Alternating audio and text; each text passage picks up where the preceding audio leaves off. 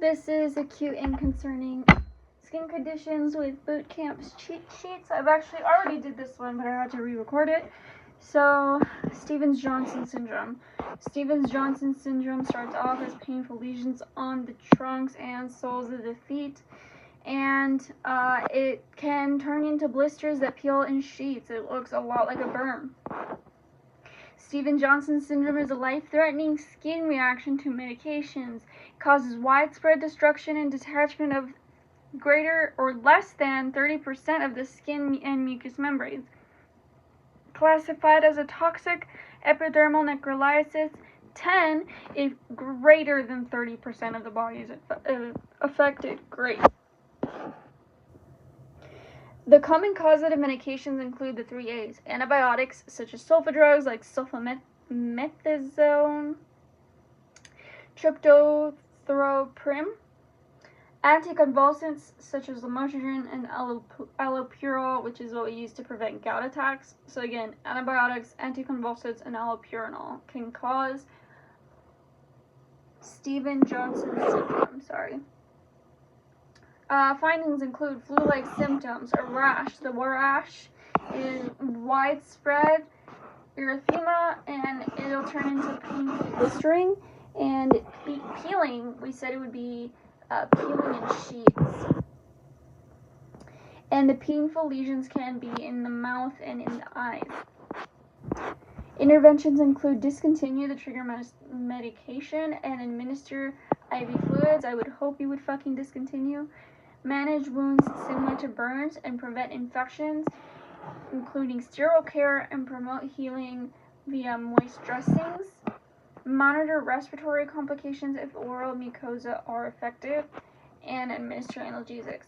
Check oral mucosa for respiratory syndrome symptoms, and what they mean by that is if the patient has like lesions in the mouth or throat, that can cause respiratory difficulty. So watch the airway, including the larynx, the bronchi, and the esophagus. Shingles. Shingles is a reactivation of a latent varicella zoster virus, or chickenpox, which causes really fucking painful vesicular rashes in a linear pattern along dermatomes, which is this nasty ass shit here. Findings include burning and itching. The rash is unilateral vesicles along an erythematous base. It also causes crusting. Again, burning and itching and unilateral vesicles, which is, anytime they say the word vesicles, it usually means they're talking about a virus, but it is unique because it's unilateral. So the thing about herpes zoster is that you need to initiate contact and airborne precautions. You initiate contact precautions for herpes zoster if there are multiple lesions or it's considered disseminated herpes zoster. Then you do airborne isolation until the lesions crust. Administer analgesics such as NSAIDs or acetaminophen, or nerve pain medications such as gabapentin.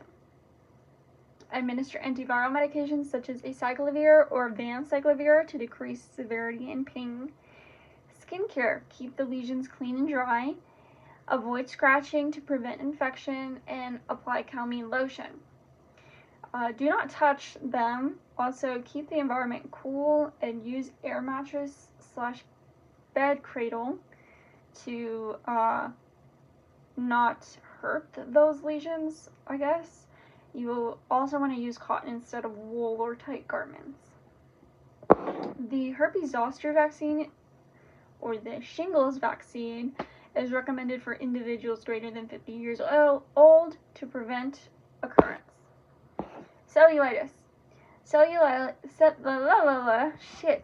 Cellulitis or acute bacterial infection of the skin and subcutaneous tissue, commonly caused by strep or staph, including MRSA or MRSA.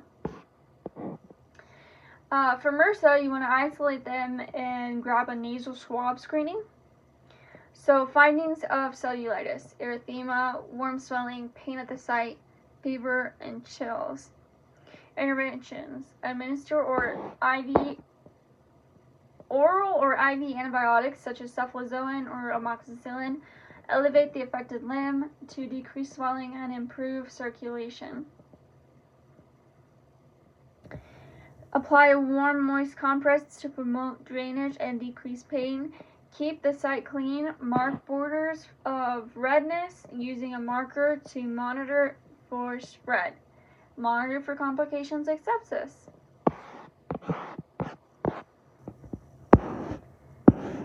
Skin lesions, including actinic keratosis, basal cell carcinoma, squamous cell carcinoma, and melanoma.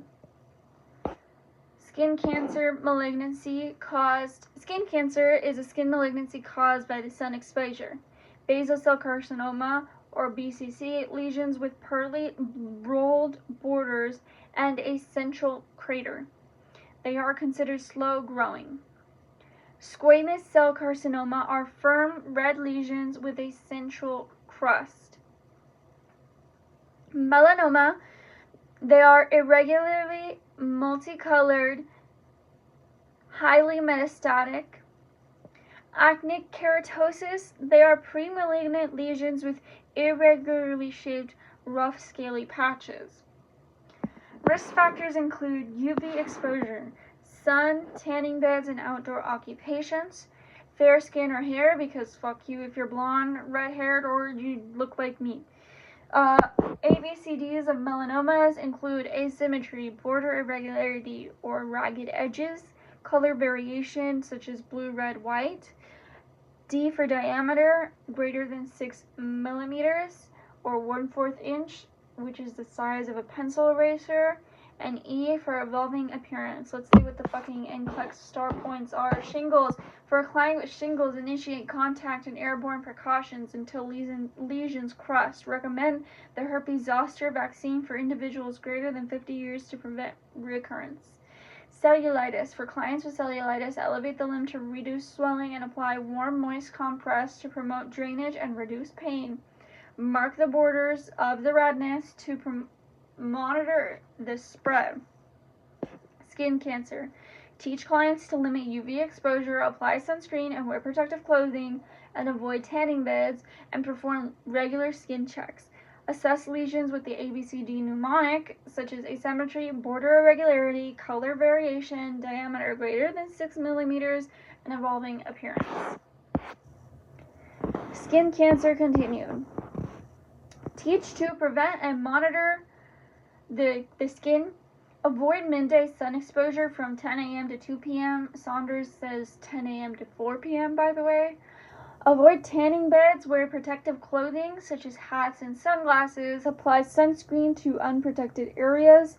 Reapply frequently every 2 hours after sweating or swimming. Perform monthly skin checks. And report any ABCDE finding. Assist with biopsy of any suspicious lesions, such as new or changing moles. Assist with removal. Cryotherapy, freezing lesions to destroy abnormal cells. Surgical excision, such as Mohs surgery, where skin is removed in microscopic layers. Chemotherapy, radiation, topical treatments like fluorouracil or equimoid creams like to treat actinic keratosis. So here are some melanomas: asymmetry, border irregularity, color, and diameter. Frostbite, freezing of the skin and underlying tissues from prolonged cold exposure.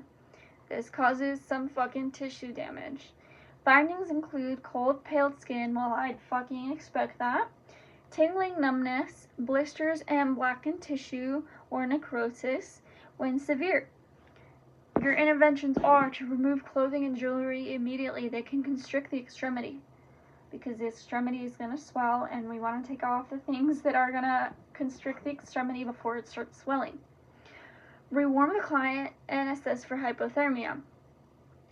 We want to thaw the frozen parts using a warm water bath, not by massaging or using dry heat, which can actually further damage the tissue.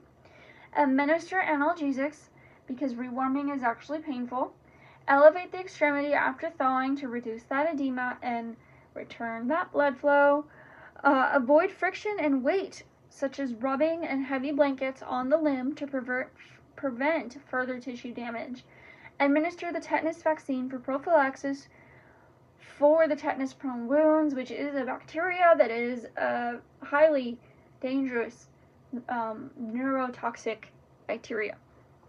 Monitor for complications such as gangrene infection and compartment syndrome.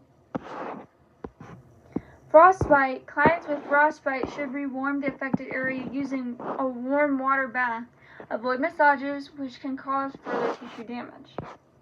And that's it for skin issues.